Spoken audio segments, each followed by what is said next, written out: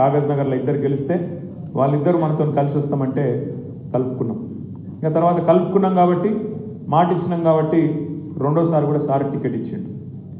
మరి మీ అందరికి తెలుసు కాగజ్ నగర్లో ఉన్నదే ఒక పరిశ్రమ సిర్పూర్ కాగజ్ నగర్ పేపర్ మిల్.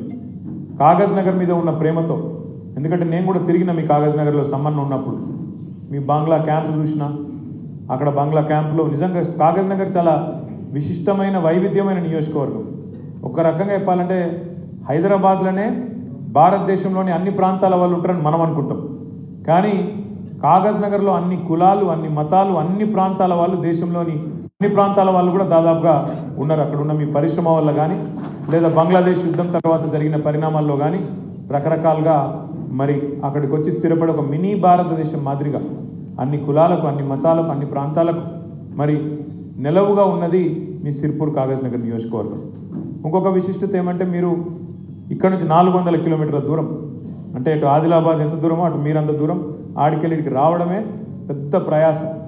అట్లాంటి సిర్పూర్ కాగజ్ నగర్లో ఉన్న ఒక్క పరిశ్రమను తెరిపించాలి అని కేసీఆర్ గారు ఆదేశిస్తే ఎంబడబడి ఒకసారి కాదు ఎక్కడెక్కడికో బొంబాయికి, కలకత్తాకు పోయి వాళ్ళని పట్టుకొని వీళ్ళని పట్టుకొని ఆఖరికి రాయితీలు ఇస్తాం, ఇది ఇస్తాం, అది ఇస్తాం అని చెప్పి ఆ జేకే వాళ్ళని నొప్పించుకొని తీసుకొచ్చి మళ్ళీ తిరిగి పరిశ్రమను ప్రారంభించినాం. పరిశ్రమను ప్రారంభించడమే కాదు, మీ దగ్గర దయగాంవ్ కానీ, బెజ్జూర్ కానీ, కౌటాల కానీ ఏ మండలాలు అవుతున్నాయో సుదూర ప్రాంతాల్లో, ఇందాక వరలక్ష్మక్క మాట్లాడుతూ ఒక మాట అన్నది, మాకు అభివృద్ధి జరగలేదు అని. అక్క కొంత జరిగింది, ఇంకా కొంత జరిగేది ఉన్నదని బాగుంటుంది. అసలే జరగలేదంటే ఎత్తేసినట్టుంటే కూడా బాగుంటుంది. మనమే 10 ఏళ్ళు ప్రభుత్వాన్ని నడిపినాం. మీ దగ్గర బ్రిడ్జిలు నాకు యాదుకున్నది, అసలే జరగలేదని కరెక్ట్ కాదు. మీ దగ్గర వాగులు ఎక్కువ, వంకలు ఎక్కువ, డొంకలు ఎక్కువ, కాబట్టి ఎన్ని కట్టినా తక్కువనే. కొంత అయింది, ఇంకా కొంత కావాలి. సరే నువ్వు అన్నట్టు సగం జరిగింది, సగం జరగలేదు, లేదా చారణ జరిగింది, ఇంకా బారణ జరగాలని జరిగేది ఉన్నది. ఇవాళ మీకు ఆర్ఎస్ ప్రవీణ్ కుమార్ గారి రూపంలో మరి మన పార్టీని కొంతమంది వదిలిపెట్టి పోయినా, ఎందుకంటే ప్రతి పార్టీలో 2 రకాల వ్యక్తులు ఉంటారు. పోరాటవాదులు ఉంటారు, ఏది ఏమైనా సరే మా పార్టీ నా పార్టీ, కింద పడ్డా మీద పడ్డా, గెలిచినా గెలవకపోయినా, అధికారంలో ఉన్నా ప్రతిపక్షంలో ఉన్నా, కష్టంలో ఉన్నా సుఖంలో ఉన్నా నా పార్టీ ఇదే, నా జెండా ఇదే అనేవాళ్ళు పోరాటవాదులు. ఇక కొంతమంది అవకాశవాదులు ఉంటారు, ఎటు మోకా ఉంటే అటు దుంకి, ఇటుంటే ఇటు అధికారం, అటుంటే అటు పోయేటోళ్ళు కూడా ఉంటారు. కాబట్టి వాళ్ళ గురించి ఎక్కువ ఆలోచించి నెత్తి ఖరాబ్ చేసుకోవాల్సిన అవసరం కానీ ఇంకోటి కానీ లేదు. ఇలా మీకు అండగా సోదరులు, పెద్దలు, గౌరవనీయులు, మనం ప్రతిపక్షంలో ఉంటే మనకు ధైర్యాన్ని ఇస్తూ ఇచ్చేసిన అడిషనల్ డీజీపీగా పనిచేసిన ఆర్ఎస్ ప్రవీణ్ కుమార్ గారు. నేను ఆర్ఎస్ ప్రవీణ్ అన్నను గతంలో కూడా తెలుసు, కానీ ఇంత బాగా తెలియదు. ఈ 9 నెలల కాలంలో వారిని దగ్గర నుంచి చూసిన ఒకటి మాత్రం నేను ఖచ్చితంగా చెప్పగలుగుతాను. ఇవాళ ఆర్ఎస్ ప్రవీణ్ కుమార్ గారు కానీ నేను కానీ మా ఆలోచన విధానం, తెలంగాణ పట్ల, తెలంగాణ సమాజం పట్ల మాకున్న అవగాహన దాదాపు చాలా విషయాల్లో భావ సారూప్యత 100% ఉన్నది. భవిష్యత్ తెలంగాణ ఎట్లుండాలి, భవిష్యత్ తెలంగాణ ఎట్లుండాలి, ఇక్కడ ఉన్న పరిస్థితుల్లో భారతదేశానికి దిక్సూచిగా తెలంగాణను ఎట్లా నిలబెట్టాలనే ఒక కమిట్మెంటు, ఒక తపన వారిలో ఉన్నది. నేను అడిగిన ఆర్ఎస్ ప్రవీణ్ అన్నను మన పార్టీలో చేరే టైంలో, అన్నా మరి అవతల కాంగ్రెస్ వాళ్ళు రేవంత్ రెడ్డి బంపర్ ఆఫర్లు ఇస్తాడు, నువ్వు వస్తే వెంటనే నీకు క్యాబినెట్ ర్యాంక్ ఇస్తా అంటున్నాడు, వస్తే వెంటనే నిన్ను టీఎస్పీఎస్సీ చైర్మన్ చేస్తా అంటున్నాడు, నువ్వు రాగానే అవసరమైతే పార్లమెంట్ టికెట్ ఇస్తా అంటున్నాడు. మరి వాడు అధికార పార్టీ, ఇంకా 5 ఏళ్ళు ఉంటాడు, మరి ఎందుకన్నా ఈ నిర్ణయం తీసుకుంటున్నావు అని అడిగిన. ఆయన ఒక్కటే మాట చెప్పాడు నాకు. ఆయన అన్నది ఏంటి అంటే, అన్న నాకు అధికారం కాదన్న ఇంపార్టెంటు, నేను నిజంగా చెప్తున్నా, సిన్సియర్గా చెప్తున్నా. సరే గత నేను ఆనాడు బహుజనవాదం ఎత్తుకొని నేను బయలుదేరిన, ఇప్పుడు కూడా నేను బహుజనవాదంలో ఖచ్చితంగా ఉంటా, ఖచ్చితంగా రేపు కూడా ఉంటా. కానీ బహుజనులకు కూడా న్యాయం చేయగలిగిన నాయకత్వ సత్తా ఖచ్చితంగా టీఆర్ఎస్ పార్టీకి ఉంది, కేసీఆర్కి ఉందని నమ్ముతున్నా. అందుకే నేను వస్తున్నా, అధికార పార్టీ పిలుస్తున్నా, అది వదులుకొని నీ దగ్గరకు వస్తున్నా అంటే నేను వారికి ఇచ్చిన మాట కూడా ఏంటంటే, అన్న నీలాంటి నాయకుడు ఉండాలి, తప్పకుండా నిన్ను చట్టసభలకు పంపే ప్రయత్నం బలంగా పార్టీ చేస్తుందని చెప్పి వారికి నాగర్ కర్నూలు పార్లమెంట్ నుంచి మనం పోటీ చేసినాం, కష్టపడ్డాం, 3,30,000 ఓట్ల దాకా తెచ్చుకున్నాం. సరే నేను అనుకున్నా అన్న గొంతు పార్లమెంట్లో నిలబడితే బ్రహ్మాండంగా ఉంటుంది, ఒక చదువుకున్న మేధావి తెలంగాణకు ప్రాతినిధ్యం వహిస్తే బాగానే ఉంటుంది అనుకున్నాం. మరి అనుకున్న దానికి భిన్నంగా కొంత జరిగింది.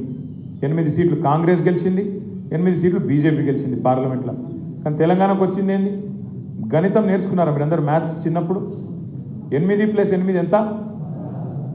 8 + 8 ఎంత? 16. చిన్నప్పుడు మనకు లెక్కల పంతులు చెప్పింది 16. కానీ వాస్తవం ఏంటంటే తెలంగాణ విషయంలో మాత్రం 8 + 8 ఎంత? 0. 8 మంది వాళ్ళు, 8 మంది వీళ్ళు. జోగి రాసుకుంటే బూడిద రాలిందని వాడు గెలిచి పీకింది లేదు, వీడి గెలిచి పీకింది లేదు, వచ్చింది మాత్రం తెలంగాణకు గుండు 0. అందుకే ఒక కోరిక ఉండే, మన్నంలో ఒక 5-6 ఉంటే పార్లమెంట్లో మన ఇలా నిన్న పాలమూరు రంగారెడ్డి ఎత్తిపోతల పథకానికి మేము జాతీయ హోదా ఇయ్యం అని చెప్పేసింది కేంద్ర ప్రభుత్వం. ఇవాళ 8 మంది వాళ్ళు, 8 మంది వీళ్ళు. కానీ ఒక్కరు నోరు మెదిపినరా? కేంద్ర బడ్జెట్లో రూపాయి రాలే, ఒక్కరు నోరు మెదిపినరా? కానీ అదే గులాబీ దండు అక్కడ ఉంటే, అదే ఆర్ఎస్ ప్రవీణన్ లాంటి ఎంపీ అక్కడ ఉంటే ఎట్లుంటుండే? ఇలా అక్కడ గర్జిస్తుంటిమి, నిలదీస్తుంటిమి, కొట్లాడుతుంటిమి, ఎట్లా ఇయ్యమని చెప్పి అక్కడ అవసరమైతే గల్లబట్టి అడుగుతుంటిమి. ఓ గది తెలంగాణ గలం, తెలంగాణ బలం, తెలంగాణ దళం, మన గులాబీ జెండా, గులాబీ కండువ. అందుకే మీ అందరికి నేను మనస్ఫూర్తిగా మాటిస్తా ఉన్నా, ఆర్ఎస్ ప్రవీణ్ గారి నాయకత్వంలో మీరు రేపు స్థానిక సంస్థల ఎన్నికల్లో ముందుగా మీరు కొట్టాల్సింది, ఎందుకంటే ఇక 4 ఏళ్ళు ఇంకా ముంగట్టున్నది పోరాటం, ముందు కొట్టాల్సింది ఇప్పుడు స్థానిక సంస్థల ఎన్నికలు. దయచేసి నేను మిమ్మల్ని రిక్వెస్ట్ చేస్తా ఉన్నా, ముందు ప్రవీణ్ అన్నని ఇప్పుడు అక్కడ పంపుతాం మళ్ళొక్కసారి. ఇక్కడ కూడా మాకు అవసరం, ఎందుకంటే ఎన్నో సందర్భాలలో ఎన్నో విషయాల్లో ఆయన మేధస్సు, ఆయన విజ్ఞానం ఇక్కడ పార్టీ హెడ్ ఆఫీస్లో రాష్ట్ర వ్యాప్తంగా కూడా అవసరం. కాబట్టి వారిని రాష్ట్రమంతటా కూడా మేము తిప్పుతూ ఉన్నాం, వాడుకుంటా ఉన్నాం. మన గురుకుల బాట అని పెడితే అన్న నేతృత్వంలో, ఎందుకంటే గురుకులాలకు సంబంధించిన సబ్జెక్టు ఆయనకు తెలిసినట్టు ఎవరికి తెలియదు, కేసీఆర్ గారికి ఆయనకు తెలిసినట్టు మాకెవరికి కూడా తెలియదు.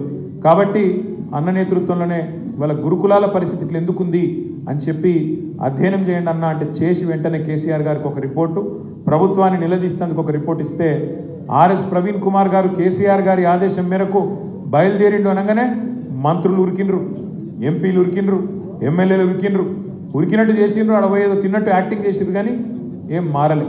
పిల్లల పరిస్థితి నిన్నటికి నిన్న వేల్దండలో ఒక పాప అక్కడ నాగర్ కర్నూలు జిల్లాలో ఆత్మహత్య చేసుకున్నారు. ఇప్పటికీ 56-57 మంది పిల్లలు చచ్చిపోయినరు, 420 మంది రైతులు చచ్చిపోయినరు, 100 మంది ఆటో డ్రైవర్లు చచ్చిపోయినరు, 30 మంది చేనేత కార్మికులు కూడా మృత్యువాత పడ్డారు కాంగ్రెస్ ప్రభుత్వం వచ్చినాక. మీ అందరు నేను కోరేది ఏంటంటే, క్రికెట్ అందరికీ తెలుసు కదా, చూస్తారు కదా, అయితే ఆడతారు లేకపోతే చూస్తారు. గల్లీ క్రికెట్ అందరూ ఆడిన వాళ్ళే ఉంటారు ఇక్కడ దాదాపు. కాగజ్ నగర్ ఫేమస్ కూడా నా క్రికెట్కు. అయితే క్రికెట్లో ఏం చెప్తారంటే, నువ్వు ఎప్పుడైనా సరే క్రికెట్లో నెక్స్ట్ బాల్ ఆడాలి, అవుట్ కావద్దు. నెక్స్ట్ బాల్ ఆడాలి మొదలు. అందులో 6 కొడతావా, 4 కొడతావా, డిఫెన్స్ ఆడతావా, ఒక్క రన్ తీస్తావా, అది నెక్స్ట్. నువ్వు నేను నెక్స్ట్ ఓవర్ ఇట్లా ఆడతా, ఆ పైన ఓవర్ అట్లా ఆడతా అంటే కుదరదు. ఫస్ట్ అవుట్ కాకుండా నెక్స్ట్ బాల్ ఆడాలి, అవుట్ కాకుండా మిగిలాలి, కొడితే 6 కొట్టాలి, లేకపోతే చౌకా కొట్టాలి, రేపు మళ్ళా గట్టిగా చూపెట్టాలి. ఎందుకు చెప్తున్నా అంటే, మీరేమో 4 ఏళ్ల తర్వాత వచ్చే ఎలక్షన్ గురించి మాట్లాడతాను, మరి కాంగ్రెస్ వాళ్ళేమో ఇప్పుడు వెంటనే లోకల్ బాడీ ఎలక్షన్లు, జెడ్పీటీసీ, ఎంపీటీసీ, సర్పంచ్ ఎలక్షన్లు ఇప్పుడు పెడతాను. మీరు ఫస్ట్ నాకు ఇవ్వాల్సిన మాట ఏంటంటే, అన్ని పంచాయతీలు పక్కకు పెట్టి, ఇక్కడ నేనా నువ్వా కాదు, నేను మొదటి నుంచి ఉన్నా, నేను మధ్యలో వచ్చినా, నేను తర్వాత వచ్చినా కాదు, రేపటి రోజున సిర్పూర్లో, బెజ్జూర్లో ఎవరు గెలుస్తారు, కౌటాలలో ఎవరు గెలిచే అవకాశాలు ఎక్కువ ఉంటాయి, దయగామ పరిస్థితి ఏంది, సిర్పూర్ రూరల్ పరిస్థితి, ఇట్లా మొత్తం మండలాల వారీగా ప్రవీణ్ గారి నాయకత్వంలో కూర్చోండి. మీరే మంచిగా బ్రహ్మాండంగా సమిష్టిగా నిర్ణయం తీసుకొని అభ్యర్థులను ఎంపిక చేయండి. పార్టీ మద్దతు కూడా మీకు తప్పకుండా ఉంటుంది. మీరు చేయాల్సిందల్లా మొదలు కొట్టాల్సింది, ఎక్కడ కోల్పోయిందాన్ని అక్కడనే దేవులాడుకోవాలి, ఎక్కడ పోయిందాన్ని ఆడనే దేవులాడుకోవాలి. మీరు రేపు 4-5 జెడ్పీటీసీ నాటికలు వచ్చిరనుకో, ఇక మిమ్మల్ని ఇంకోటి అడుగుతాడు ఎవడ, పార్టీ కూడా ఇంకో గీనొత్తారట గాయనొత్తారట అని ఆలోచన చేస్తుందా? అట్లాంటి ఆలోచన రాదు. ఎప్పుడు మీరు ఇక్కడికి వచ్చిన వాళ్ళు, ఇప్పుడు మీరు 400 కిలోమీటర్లు, దగ్గర 200 మంది ఇంత కమిట్మెంట్తో అర్ధరాత్రి బయలుదేరి ఇక్కడికి వచ్చింది. తమ్ముడు మనోహర్ చెప్పిండు, మా భార్య అనేది బండి పోతుంది, నువ్వు ఎక్కువ జల్ది పో అన్నది అన్న చెప్తున్నాడు. నేనేమంటున్నాడు, గంత ప్రేమ, గంత కమిట్మెంట్ ఉన్నప్పుడు మరి పక్కన మన పంచాయతీలు, మన చిన్న ఇవన్నీ పక్కకు పెట్టి ప్రవీణ్ అన్నకే ఇప్పుడు నేను బాధ్యత అప్పచెప్తా. మీరు వెంటనే మీరు